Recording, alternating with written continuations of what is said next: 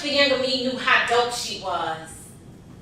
I don't even have to go back that far to bandage the wounds and treat the scars. It wasn't even a few years or more that I was still underestimating the God in me.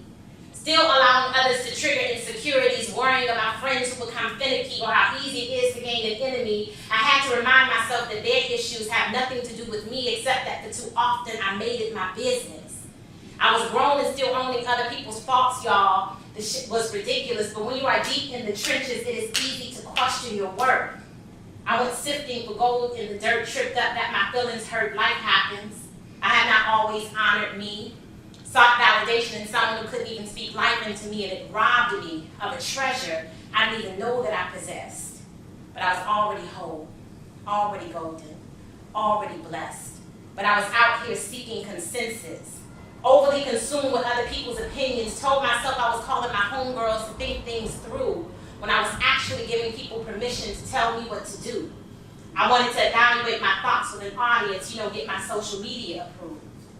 Have you ever asked a human being to weigh in on the hand that God dealt before you played it? I did, though I didn't claim it.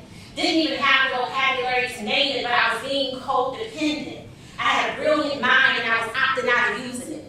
Could have propped up on my own understanding, but I wasn't choosing it. That version of me needed validation. She cared and other people cared about what she was saying. She did what girl talk and training. And I'm not saying that we can't lean on our village. I'm saying at some point you gotta trust your own intuition. I had to look myself in the mirror and say, DaTruthDaPoet, is you an adult or is you isn't? And how long are you gonna occupy these confused spaces before you stand in your greatness, before experience is your teacher? You've been practicing Kwanzaa all these years. When are you going to embody Kujichagulia?